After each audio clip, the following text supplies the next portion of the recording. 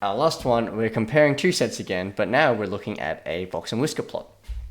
And I like this because it asks some very kind of creative questions here. So we've got number town, where I was actually born. I think I've made that joke already. I can't really keep making that one. Now, it compares two different years. It compares what was the distribution of ages of children in 2000, and it does it again in 2010. And you can immediately tell that there's been some change there, and I guess you can expect that the question is going to ask about that.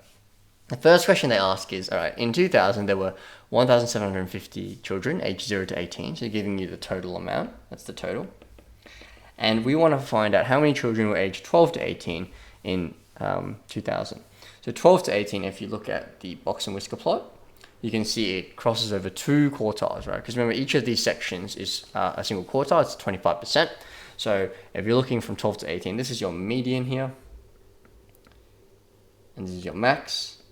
And so there's 50% of the values in between those. So when I calculate that, I just want to know 50% of 750, and I can put it in your calculator and you'll get 875. So there's 875 children, okay?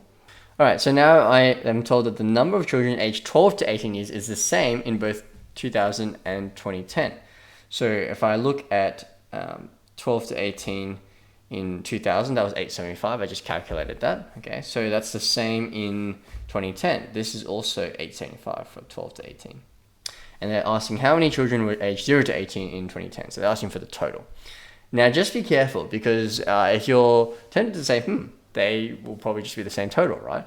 Look very carefully at the distribution. When you look at 2010 over here, notice how many quartiles that crosses. It actually crosses only one quartile. So this 875, that actually is 25% of the total values. So what I want to do there is I want to recognize, okay, if the 12 to 18 is only 25% and it's 875 people, then I want to multiply that by 4 to get 100%. So 875 is 25%. So 875 multiplied by 4, that's equal to, I better check that one because I'll make a mistake if I do. 4 times 875, 3,500. Okay, so it's 3,500, which is the total amount of people. All right, part 3. Identify two changes in the distributions of ages between 2000 and 2010. In your answer refers to measures of location, spread, or shape of the distributions. So key thing here, they're only looking for two changes. Even though they've referred to a lot of things you could talk about, only two are required. Okay, I'll have a see if I can identify any more, but just kind of note that I think it's getting a bit too high, so let's have prepared another of the same plot underneath. All right. So what are some things? So I guess measures of location is pretty good to identify. Like, look at the median. That's the first thing that jumps out to me. So the median is lower in 2010 actually. So the median is lower in 2010.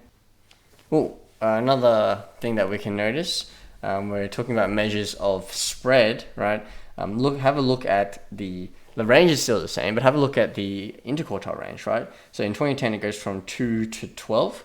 So that's an interquartile range of 10. But then in 2000, it was from 8 to 16. So that's an interquartile range of 8. So IQR is 10, IQR is 8. So the interquartile range has increased in 2010. Now I said you only need 2, but I'll list a couple more just so we can identify some other things, right? Distributions are very key when we're looking at questions like this. When you're looking at the distribution, let's have a think about what's going on. So this one looks to be centered around the 6, whereas this one's kind of centered around the 12 there. So in 2010, I suppose the skewness has gone from 2000, it's more negatively skewed, but now it's more positively skewed. So in 2010, the data is more positively skewed. And there's a few other things you could talk about as well. Like you could talk about the Q3 and Q1 value differences. Like for example, in 2010, it's lower, and actually in 2010, both of them are lower, right? The Q1 and Q3 values themselves. So there's a few different things you can talk about, all right? Last one, part 4. What would be one possible implication for government planning as a consequence of the change in the distribution ages. So this kind of sounds like an economics question rather than a maths question, right? But this is very important because let's go back to when I was talking about data analysis.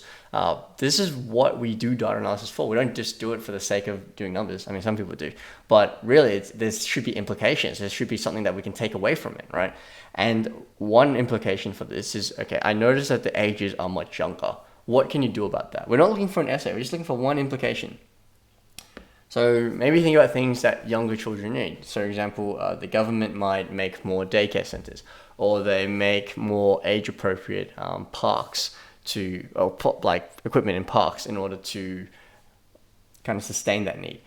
They also notice that there's going to be a lot more students entering school this year because, you've got a lot of students who are toddlers, who are approaching 5, so they're going to be starting school. There's a lot of different things you can talk about. I think what I'm going to talk about is I think the daycare center is interesting because I think they need more facilities for younger people because there are a lot more younger people now. So the government could help facilitate more daycare centers since there are more toddler-age children to fill that need. Okay, so that's a data analysis, a bit of whirlwind tour. Hope that helps you answer the questions that you need.